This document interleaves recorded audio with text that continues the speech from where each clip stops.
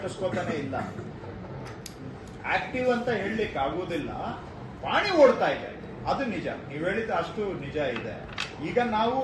ಈಗ ಆಧಾರನ್ನ ನಾವು ಎಂಟರ್ ಮಾಡಿದ್ರೆ ಅಟ್ಲೀಸ್ಟ್ ಎಲ್ಲರದು ಯಾರು ಇದಾರೆ ಯಾರು ಇರೋದು ಆಕ್ಚುಲಿ ಲಕ್ಷ ಪಾಣಿಗಳಷ್ಟೇ ಇರೋದು ನಮ್ಮ ಭೂಮಿ. ಆದ್ರೆ ಪಹಣಿದಾರರು ಬಂದಾಗ 1,87,00,000 ಪಾಣಿಗಳಿದೆ. ಯಾರೋ ಬೆನಿಫಿಟ್ ತಗೊಳ್ಳೋ ಪಹಣಿದಾರರು ಅಂತ ಬಂದ್ರೆ 3,86,00,000 ನಾವೇ ಹುಡುಕ ಒಂದು ಪಾಣಿ ಯೋಜನೆಯ ವಿಭಾಗ ಮಾಡಿದಾರರು ಮನೆ ಬಾಗಿಲಿಗೆ ಹೋಗಿ ಸರ್ವಿಸ್ ಕೊಡ್ತಾರೆ. ತಂದೆದು ಹೆಸರು ಇರುತ್ತೆ, ಇಬ್ಬರು ಮಕ್ಕಳದು ಹೆಸರು. ಆ ತರ ಆ ಒಂದು ಉದ್ದೇಶವೇ ನಮ್ಗೆ ಇದೇನೇನಿದೆ ಜಮೀನಿದೆ, ಇವ್ರದ್ದು ಜಮೀನು ಇರುತ್ತೆ, ಇವ್ರದ್ದು. ಅದಕ್ಕಿಂತ ಮುಖ್ಯವಾಗಿ ಯಾರ್ದೋ ಜಮೀನು ಅದು ಯಾರೋ ಮಾರಾಟ ಮಾಡೋದು ಬಹಳ ಇಂಪಾರ್ಟೆಂಟ್ ಆಗಿದೆ. ಫ್ರಾಡ್ ಅನ್ನ ನಾಳೆ ದಿನ ಇವೆಲ್ಲ ನಮಗೆ ನಿಖರವಾಗಿ ಭ್ರಷ್ಟಾಚಾರ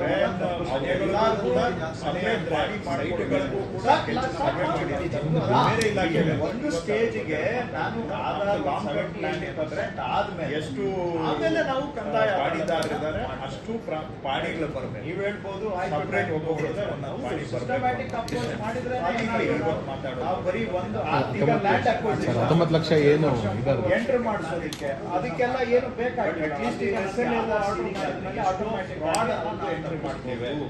ಸೊ ಆಮೇಲೆ ಕೋರ್ಟ್ ಆಧಾರ್ ರೆವಿನ್ಯೂ ಎಸಿ ಕೇಳಿದ್ರಲ್ಲ, ಎಸಿ ಕೋರ್ಟ್ ಅವರು ಒಂದು ಆರ್ಡರ್ ಮಾಡ್ತಾ ಇಲ್ಲ. ಅವರು ಅಲ್ಲಿ ಆರ್ಡರ್ ಅನ್ನು ಅಪ್ಲೋಡ್ ಮಾಡಿ ಆಟೋಮ್ಯಾಟಿಕ್ ಆಗಿ ಅದು ಇಫೆಕ್ಟ್ ಇಂಪ್ಲಿಮೆಂಟ್ ಆಗಿದೆ. ಸಿವಿಲ್ ಕೋರ್ಟ್ ಅಲ್ಲಿ ಸ್ಟೇ ಕೊಟ್ರೆ ಅದು ಸಿಸ್ಟಮ್ ಅಲ್ಲಿ ಎಂಟರ್ ಆದ ತಕ್ಷಣ ಇಲ್ಲಿ ಆರ್ಟಿಸಿಗೂ ಬಂದ್ಬಿಡ್ಬೇಕು. ನಾವು ಮುಂದೆ ದಿನ ಆಗಿರೋ ಪ್ರಕರಣ ಆಮೇಲೆ ಈಗ ಯಾವ್ದೋ ನಾವು 57 ಮನೆ ಒಳಗಡೆ ಗ್ರಾಂಟ್ ಮಾಡಿದ್ದೀವಿ, ಅದನ್ನ ತಹಶೀಲ್ದಾರ್ ಮಾಡ್ತಾರೆ. ತಹಶೀಲ್ದಾರ್ ಅಪ್ಲೋಡ್ ಮಾಡಿದ್ರೆ ಅವ್ರ ಹೆಸರಿಗೆ ಆಟೋಮೆಟಿಕ್ ಖಾತಾ ಬರ್ಬೇಕು. ಸೊ ನಾಳೆ ದಿನ ಇನ್ನಷ್ಟು ಜನ ನಮ್ಮ ಕಚೇರಿಗಳಿಗೆ ಅಲಿಯೋದು ತಪ್ಪಿಸ್ಬೇಕು, ಇನ್ನಷ್ಟು ಸರ್ವಿಸಸ್ ನ ಅವರು ಮನೆ ಬಾಗಿಲಿಗೆ ಕೊಡಬೇಕು ಅಂದ್ರೆ ಅದೆಲ್ಲದಕ್ಕೂ ಕೂಡ ಆಧಾರ್ ಸೀಡಿಂಗ್ ಮಾಡುವುದು ನನಗೆ ಆ ಅವಕಾಶವನ್ನ ಕಲ್ಪಿಸ್ಕೊಡುತ್ತೆ. ಆ ಕಾರಣದಿಂದನೂ ಇಂಪ್ರೂವ್ಮೆಂಟ್ ಆಫ್ ಗವರ್ಮೆಂಟ್ ಸರ್ವಿಸಸ್ ಅದಕ್ಕೂ ಕೂಡ ಆಧಾರ್ ಸೀಡಿಂಗ್ ಮಾಡ್ತಾರೆ. ಈಗ ಪ್ರಾಪರ್ಟಿ ತಂದೆಯವರ ಹೆಸರಿದೆ, ಬಟ್ ಮಸಲಿರ್ತಾರೆ, ಹೇಗೆ ಆಧಾರ್ ಲಿಂಕ್ ಮಾಡಲಿಕ್ಕೆ ಆಗುತ್ತೆ? ಈಗ ಅವನ್ನೆಲ್ಲ ಫ್ಲಾಗ್ ಮಾಡ್ಕೊಂಡು ಬರ್ತಾನೆ. ನೆಕ್ಸ್ಟ್ ಕಂದಾಯ ಅದಾಲತ್ ಮಾಡಿ ಅವ್ರಿಗೆ ಪೌತಿ ಖಾತೆ ಮಾಡ್ಬೋದು.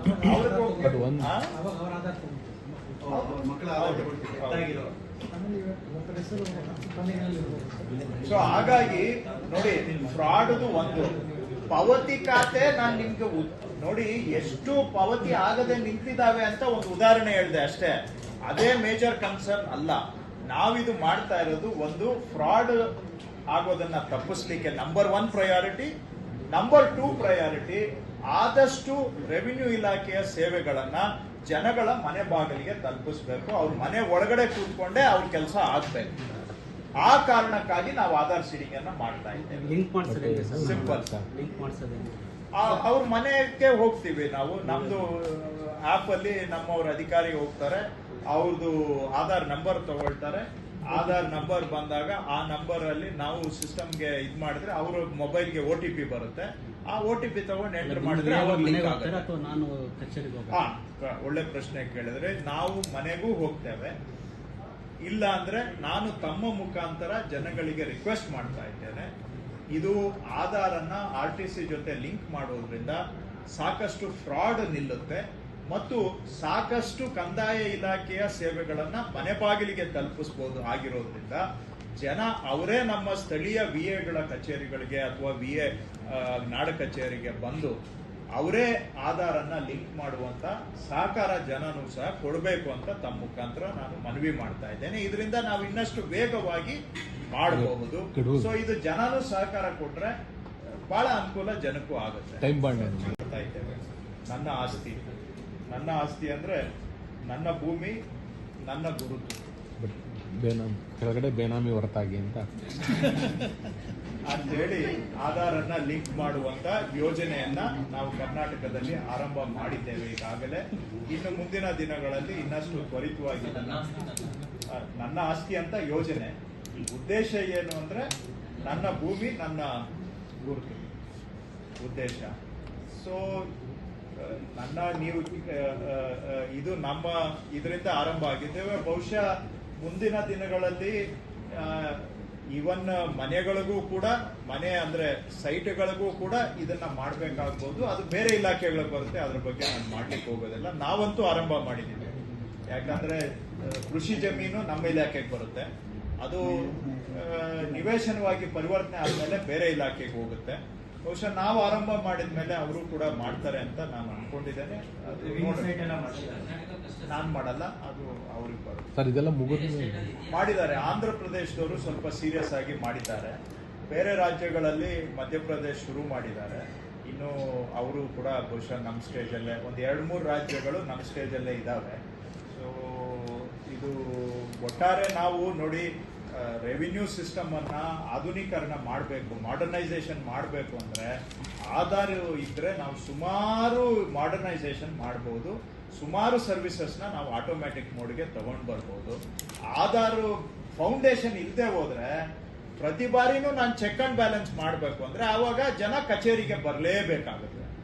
ಸೊ ಆ ಆಧಾರ್ ಒಂದು ನನಗೆ ಗ್ಯಾರಂಟಿ ಇದ್ರೆ ಸುಮಾರು ಕಡೆ ನಾನು ಸರಳೀಕರಣ ಮಾಡಬಹುದು. ಹೌದು, ಎಲ್ಲಾರ್ದು. ಈಗ ನಮ್ಮ ಹತ್ರ ಇರೋದು ಆಕ್ಚುಲಿ 1,87,00,000 ಪಹಣಿಗಳಷ್ಟೇ ಇರೋದು. ಆದ್ರೆ ಪಹಣಿದಾರರು ಬಂದಾಗ 1,87,00,000 ಪಹಣಿಗಳಿದಾವೆ.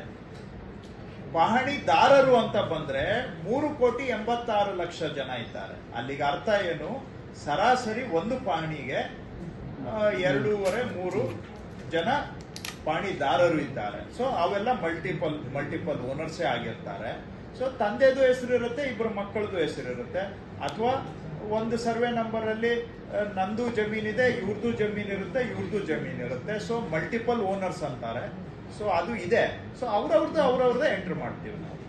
ಹಾಗೆ ಇರುತ್ತೆ. ಅದನ್ನ ನಾಳೆ ದಿನ ಇವೆಲ್ಲ ನಮ್ಗೆ ನಿಖರವಾಗಿ ಮಾಹಿತಿ ಸಿಕ್ಕಿದ್ರೆ ಅವ್ರೆಲ್ಲಾರ್ಗೂ ಸಪರೇಟ್ ಪಾಣಿ ಮಾಡ್ಕೊಡ್ಬೇಕು, ಸ್ಕೆಚ್ ಸರ್ವೆ ಮಾಡಿ ಅಂತಾನು ಕೂಡ ನಮ್ದು ಗುರಿ ಇದೆ. ಬಟ್ ಇವತ್ತು ಅದ್ರ ಬಗ್ಗೆ ನಾವು ಮಾತಾಡೋದಿಲ್ಲ. ನಮ್ದು ಲಾಂಗ್ ಟರ್ಮ್ ಪ್ಲಾನ್ ಏನಂದ್ರೆ, ಎಷ್ಟು ಪಾಣಿದಾರರಿದ್ದಾರೆ ಅಷ್ಟು ಪಾಣಿಗಳು ಬರಬೇಕು. ಸಪರೇಟ್ ಒಬ್ಬೊಬ್ಬರದೇ ಒಂದೊಂದು ಪಾಣಿ ಬರಬೇಕು ಅನ್ನೋದು ಇದೆ. ಸೊ ಅದಿರ್ಲಿ, ಇವತ್ತು ಮಾತಾಡೋದು ಬೇಡ, ಇನ್ನೊಂದು ದಿನ. 19 ಲಕ್ಷ ಏನು ಇದಾರೆ, ಕಂದಾಯ ಕಟ್ಟಿಸ್ಕೊತಾನೆ ಇಲ್ಲ. ಆಕ್ಟಿವ್ ಅಂತ ಹೇಳಲಿಕ್ಕೆ ಆಗುವುದಿಲ್ಲ. ಪಾಣಿ ಓಡ್ತಾ ಇದೆ, ಅದು ನಿಜ. ನೀವು ಹೇಳಿದ ಅಷ್ಟು ನಿಜ ಇದೆ. ಈಗ ಆಧಾರನ್ನ ನಾವು ಎಂಟರ್ ಮಾಡಿದ್ರೆ ಅಟ್ಲೀಸ್ಟ್ ಯಾರು ಇದ್ದಾರೆ ಯಾರು ಇಲ್ಲ ಅನ್ನೋದು ಗೊತ್ತಾಗುತ್ತೆ. ಯಾರಾದ್ರೂ ನಿಧನರಾದ್ರೆ ಅವ್ರದ್ದು ಕೂಡ ಇಲ್ಲಿ ನಾವು ಸಿಸ್ಟಮ್ ಅಲ್ಲಿ ನಮ್ಮ ಭೂಮಿ ಅಂತ ಏನ್ ಕರಿತೀವಿ, RTC ಡೇಟಾಬೇಸ್ ಅಲ್ಲಿ ಅಟ್ಲೀಸ್ಟ್ ಒಂದು ಎಂಟ್ರಿ ಬರುತ್ತೆ, ಇವರು ಇಲ್ಲ ಅಂತ. ಅವ್ರ ಹೆಸರಿನಲ್ಲಿ ಬೇರೆ ಯಾರೋ ಬೆನಿಫಿಟ್ ತಗೊಳ್ಳೋದನ್ನ ನಾವು ಬ್ಲಾಕ್ ಮಾಡಬಹುದು. ಮತ್ತೆ ಎಲ್ಲದಕ್ಕಿಂತ ಮುಖ್ಯವಾಗಿ ಯಾರು ನಿಧನರಾಗಿದ್ದಾರೆ ಅವ್ರು ನಾವೇ ಹುಡ್ಕೊಂಡು ಹೋಗ್ತೀವಿ. ನೆಕ್ಸ್ಟ್ ಅವ್ರ ಫ್ಯಾಮಿಲಿ ಮೆಂಬರ್ಸ್ ನ ನಾವೇ ಕಾಂಟ್ಯಾಕ್ಟ್ ಮಾಡಿ, ಇದನ್ನ ನೀವು ಏನೋ ವಿಭಾಗ ಮಾಡ್ಕೊಳ್ರಪ್ಪ ಅಂತ ನಾವೇ ಅವ್ರಿಗೊಂದು ಮನೆ ಬಾಗಿಲಿಗೆ ಹೋಗಿ ಸರ್ವಿಸ್ ಕೊಡ್ತೇವೆ. ರೈಟ್. ಸೊ ಆ ತರ ಆ ಒಂದು ಉದ್ದೇಶಕ್ಕೂ ಕೂಡ ನನಗೆ ಇದೇನೇನಿದೆ ನಮ್ಮ ಸಿಸ್ಟಮ್ ಅಲ್ಲಿ ಅನ್ನೋದು ಬೇಕು. ಎಲ್ಲದಕ್ಕಿಂತ ಮುಖ್ಯವಾಗಿ ಯಾರ್ದೋ ಜಮೀನು ಯಾರೋ ಮಾರಾಟ ಮಾಡೋ ನಕಲಿ ತಪ್ಪಿಸಬಹುದು. ನಾನು ಬಹಳ ಇಂಪಾರ್ಟೆಂಟ್ ಆಗಿ ಫ್ರಾಡ್ ಅನ್ನ ತಪ್ಪಿಸಬಹುದು, ಅವ್ಯವಹಾರ ಭ್ರಷ್ಟಾಚಾರವನ್ನ ತಪ್ಪಿಸಬಹುದು. ಆಧಾರ್ ಲಿಂಕೇಜ್ ಆದಂತಾನೆ ಸ್ಟಾರ್ಟ್ ಮಾಡ್ಬಿಟ್ಟಿದ್ದೀನಿ. ಇದು ಒಂದು ಸ್ಟೇಜ್ಗೆ ನಾನು ಆಧಾರ್ ಒಂದು 70-80% ಆಮೇಲೆ ನಾವು ಕಂದಾಯ ಅದಾಲತನ್ನ ಮಾಡ್ತೇವೆ. ರೈಟ್. ನೀವ್ ಹೇಳ್ಬೋದು ಆಯ್ತು ಟೈಮ್ ತಗೊಳುತ್ತೆ ಅಂತ. ಹೌದು, ಸಿಸ್ಟಮ್ಯಾಟಿಕ್ ಅಪ್ರೋಚ್ ಮಾಡಿದ್ರೇನೆ ಏನಾದ್ರೂ ನಾವು ಬರೀ 6 ತಿಂಗಳದ ಯೋಚನೆ ಮಾಡ್ಲಿಕ್ಕೆ ಆಗಲ್ಲ. 2 ವರ್ಷ 3 ವರ್ಷಕ್ಕೆ ಪ್ಲಾನ್ ಇಟ್ಕೊಂಡು ಇದನ್ನ ಮಾಡ್ತಾರೆ. ಬಟ್ ಅಟ್ಲೀಸ್ಟ್ ಈಗ ನನ್ಗೆ ಆಧಾರ್ ಸೀಡಿಂಗ್ ಆದ್ರೆ ಎಷ್ಟೋ ಫ್ರಾಡ್ ಅನ್ನ ನಾನು ತಪ್ಪಿಸಬಹುದು. ಆಮೇಲೆ ಆಧಾರ್ ಸೀಡಿಂಗ್ ಆಗ್ಬಿಟ್ರೆ ನೀವು ಆಗ್ಲೇ ಕೇಳಿದ್ರಲ್ಲ 28% ಆಟೋಮಿಟೇಷನ್ ಯಾಕೆ ಮಾಡ್ತಾ ಇಲ್ಲ ಅಂತ. ಆಧಾರ್ ಸೀಡಿಂಗ್ ಆದ್ರೆ ನಾಳೆ ನನ್ಗೆ ಅವ್ರದ್ದು ಆಟೋಮಿಟೇಷನ್ ಮಾಡೋದಕ್ಕೆ ನಂಗೆ ಹೆಲ್ಪ್ ಆಗುತ್ತೆ. ಇವರೇ ವ್ಯಕ್ತಿ ಫ್ರಾಡ್ ಆಗಿಲ್ಲ ಅಂದ್ರೆ ನಾನು ಈಸಿಯಾಗಿ ಆಟೋಮ್ಯಾಟಿಕ್ ಆಗಿ ಮಾಡಬಹುದು. ಸೊ ನನ್ಗೆ ಅದೆಲ್ಲ ಚೆಕ್ಸ್ ಅಂಡ್ ಬ್ಯಾಲೆನ್ಸಸ್ ಬೇಕಲ್ಲ ಸಿಸ್ಟಮ್ ಅಲ್ಲಿ. Aadhaar is one such check and balance. ನಾವು ಮುಂದೆ ದಿನ ಇನ್ನಷ್ಟು ಸರಳೀಕರಣ ಮಾಡಲಿಕ್ಕೆ ಆಧಾರ್ ಲಿಂಕಿಂಗ್ ಆದ್ರೆ ಆಡಳಿತ ಸೇವೆಗಳನ್ನ ಜನಗಳಿಗೆ ಅವರ ಮನೆ ಒಳಗಡೆನೆ ನಾನು ತಲುಪಿಸಬಹುದು, ಅವರ ಫಿಂಗರ್ ಟಿಪ್ಸ್ ಅಲ್ಲೇ ತಲುಪಿಸಬಹುದು. ಅದು ತಲುಪಿಸ್ಬೇಕು ಅಂದ್ರೆ ನನಗೆ ಕನಿಷ್ಠ ಆಧಾರ್ ಸೀಡಿಂಗ್ ಆಗ್ಬೇಕು. ಸೊ ನಾಳೆ ದಿನ ಇನ್ನಷ್ಟು ಜನ ನಮ್ಮ ಕಚೇರಿಗಳಿಗೆ ಅಲಿಯೋದು ತಪ್ಪಿಸ್ಬೇಕು, ಇನ್ನಷ್ಟು ಸರ್ವಿಸಸ್ ನ ಅವ್ರ ಮನೆ ಬಾಗಿಲಿಗೆ ಕೊಡಬೇಕು ಅಂದ್ರೆ ಅದೆಲ್ಲದಕ್ಕೂ ಕೂಡ ಆಧಾರ್ ಸೀಡಿಂಗ್ ಮಾಡೋದು ನನಗೆ ಆ ಅವಕಾಶವನ್ನ ಕಲ್ಪಿಸ್ಕೊಡುತ್ತೆ. ಆ ಕಾರಣದಿಂದಾನು ಇಂಪ್ರೂವ್ಮೆಂಟ್ ಆಫ್ ಗವರ್ಮೆಂಟ್ ಸರ್ವಿಸಸ್ ಅದಕ್ಕೂ ಕೂಡ ಆಧಾರ್ ಸೀಡಿಂಗ್ ಮಾಡ್ತಾರೆ. ಈಗ ಪ್ರಾಪರ್ಟಿ ತಂದೆಯವರ ಹೆಸರಲ್ಲಿದೆ, ಬಟ್ ಮಸಲಿಡ್ತಾರೆ, ಅದು ಹೇಗೆ ಆಗ ಆಧಾರ್ ಲಿಂಕ್ ಮಾಡ್ಲಿಕ್ಕೆ ಆಗುತ್ತೆ? ಈಗ ಅವನ್ನೆಲ್ಲ ಫ್ಲಾಗ್ ಮಾಡ್ಕೊಂಡು ಬರ್ತಾನೆ, ನೆಕ್ಸ್ಟ್ ಕಂದಾಯ ಅದಾಲತ್ ಮಾಡಿ ಅವ್ರಿಗೆ ಪೌತಿ ಖಾತೆ ಮಾಡ್ಕೊಡೋದು. ಮಕ್ಕಳ ಆದಾಯ ಕೊಡ್ತೀವಿ. ಸೊ ಹಾಗಾಗಿ ನೋಡಿ, ಫ್ರಾಡ್ದು ಒಂದು ಪಾವತಿ ಖಾತೆ ನಾನು ನಿಮ್ಗೆ ನೋಡಿ ಎಷ್ಟು ಪಾವತಿ ಆಗದೆ ನಿಂತಿದ್ದಾವೆ ಅಂತ ಒಂದು ಉದಾಹರಣೆ ಹೇಳಿದೆ ಅಷ್ಟೇ. ಅದೇ ಮೇಜರ್ ಕನ್ಸರ್ನ್ ಅಲ್ಲ. ನಾವಿದು ಮಾಡ್ತಾ ಇರೋದು ಒಂದು ಫ್ರಾಡ್ ಆಗೋದನ್ನ ತಪ್ಪಿಸ್ಲಿಕ್ಕೆ ನಂಬರ್ 1 ಪ್ರಯಾರಿಟಿ. ನಂಬರ್ 2 ಪ್ರಯಾರಿಟಿ, ಆದಷ್ಟು ರೆವಿನ್ಯೂ ಇಲಾಖೆಯ ಸೇವೆಗಳನ್ನ ಜನಗಳ ಮನೆ ಬಾಗಿಲಿಗೆ ತಲುಪಿಸ್ಬೇಕು. ಅವ್ರ ಮನೆ ಒಳಗಡೆ ಕೂತ್ಕೊಂಡೇ ಅವ್ರ ಕೆಲಸ ಆಗ್ಬೇಕು. ಆ ಕಾರಣಕ್ಕಾಗಿ ನಾವು ಆಧಾರ್ ಸೀಡಿಂಗ್ ಅನ್ನ ಮಾಡ್ತಾ ಇದ್ದೇವೆ. ಲಿಂಕ್ ಮಾಡ್ಸೋದೇ ಸಿಂಪಲ್. ಲಿಂಕ್ ಮಾಡ್ಸೋದೇ ಅವ್ರ ಮನೆಗೆ ಹೋಗ್ತೀವಿ ನಾವು, ನಮ್ದು ಆಪ್ ಅಲ್ಲಿ ನಮ್ಮವ್ರ ಅಧಿಕಾರಿ ಹೋಗ್ತಾರೆ, ಅವ್ರದ್ದು ಆಧಾರ್ ನಂಬರ್ ತಗೊಳ್ತಾರೆ. ಆಧಾರ್ ನಂಬರ್ ಬಂದಾಗ ಆ ನಂಬರ್ ಅಲ್ಲಿ ನಾವು ಸಿಸ್ಟಮ್ಗೆ ಇದ್ ಮಾಡಿದ್ರೆ ಅವ್ರ ಮೊಬೈಲ್ಗೆ OTP ಬರುತ್ತೆ. ಆ OTP ತಗೊಂಡು ಎಂಟರ್ ಮಾಡಿದ್ರೆ ಅಥವಾ ನಾನು ಕಚೇರಿಗೆ ಒಳ್ಳೆ ಪ್ರಶ್ನೆ ಕೇಳಿದ್ರೆ, ನಾವು ಮನೆಗೂ ಹೋಗ್ತೇವೆ. ಇಲ್ಲ ಅಂದ್ರೆ ನಾನು ತಮ್ಮ ಮುಖಾಂತರ ಜನಗಳಿಗೆ ರಿಕ್ವೆಸ್ಟ್ ಮಾಡ್ತಾ ಇದ್ದೇನೆ, ಇದು ಆಧಾರ್ ಅನ್ನ RTC ಜೊತೆ ಲಿಂಕ್ ಮಾಡೋದ್ರಿಂದ ಸಾಕಷ್ಟು ಫ್ರಾಡ್ ನಿಲ್ಲುತ್ತೆ ಮತ್ತು ಸಾಕಷ್ಟು ಕಂದಾಯ ಇಲಾಖೆಯ ಸೇವೆಗಳನ್ನ ಮನೆ ಬಾಗಿಲಿಗೆ ತಲುಪಿಸಬಹುದು. ಆಗಿರೋದ್ರಿಂದ ಜನ ಅವರೇ ನಮ್ಮ ಸ್ಥಳೀಯ VAಗಳ ಕಚೇರಿಗಳಿಗೆ ಅಥವಾ VA ನಾಡ ಕಚೇರಿಗೆ ಬಂದು ಅವರೇ ಆಧಾರ್ ಅನ್ನ ಲಿಂಕ್ ಮಾಡುವಂತ ಸಹಕಾರ ಜನನೂ ಸಹ ಕೊಡಬೇಕು ಅಂತ ತಮ್ಮ ಮುಖಾಂತರ ನಾನು ಮನವಿ ಮಾಡ್ತಾ ಇದ್ದೇನೆ. ಇದರಿಂದ ನಾವು ಇನ್ನಷ್ಟು ವೇಗವಾಗಿ ಮಾಡಬಹುದು. ಸೊ ಇದು ಜನನೂ ಸಹಕಾರ ಕೊಟ್ರೆ ಬಹಳ ಅನುಕೂಲ ಜನಕ್ಕೂ ಆಗುತ್ತೆ. ಹಾಗಾಗಿ ಇದರಿಂದ ಇನಿವೆ ಈಗ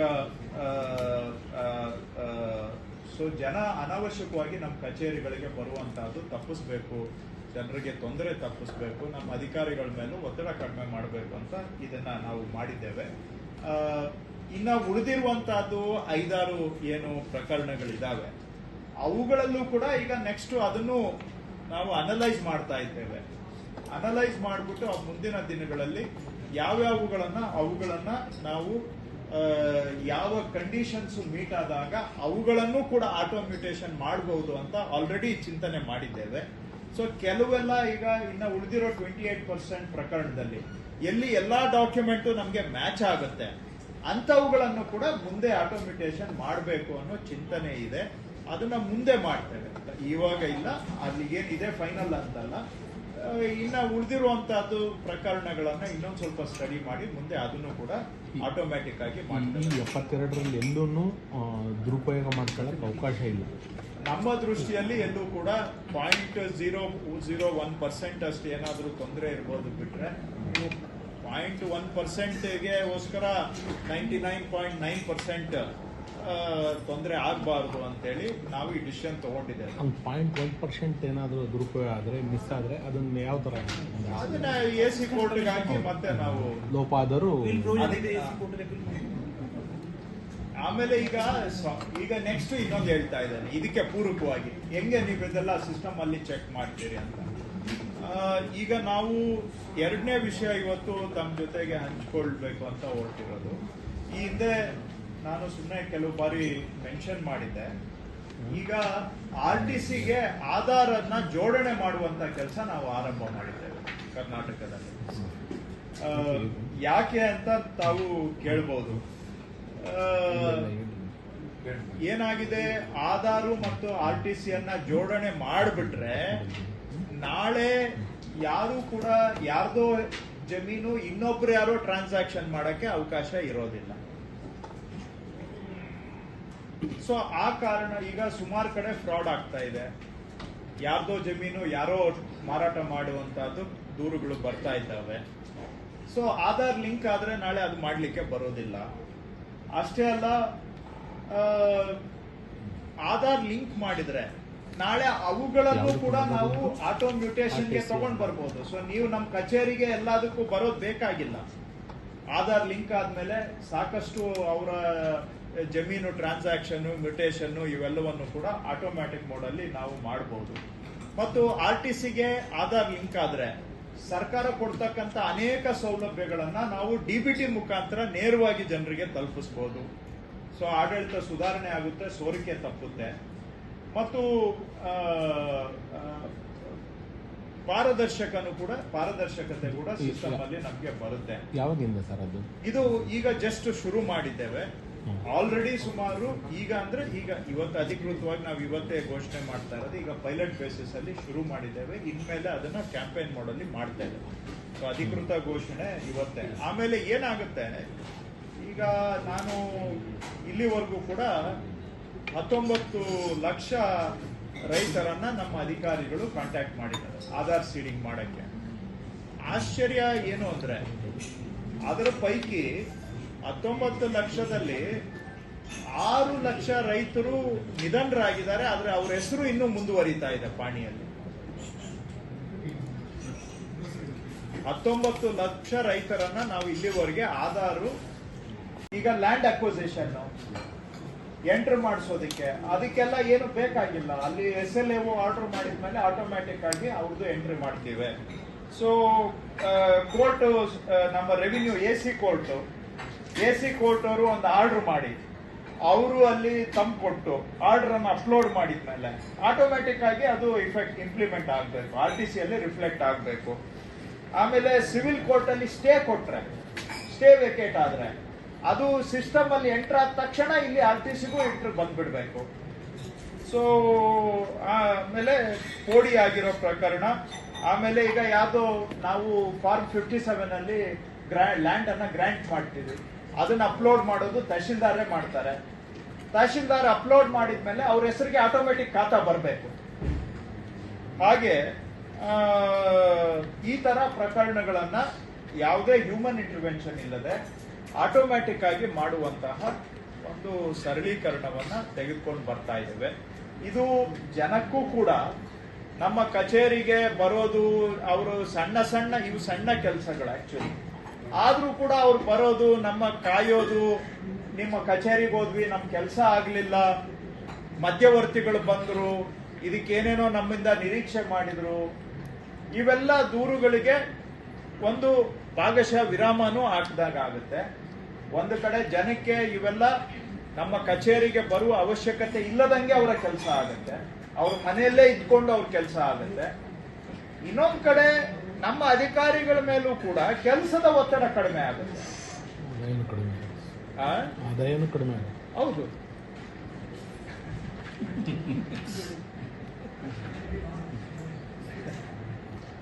ಸೊ ಹಾಗಾಗಿ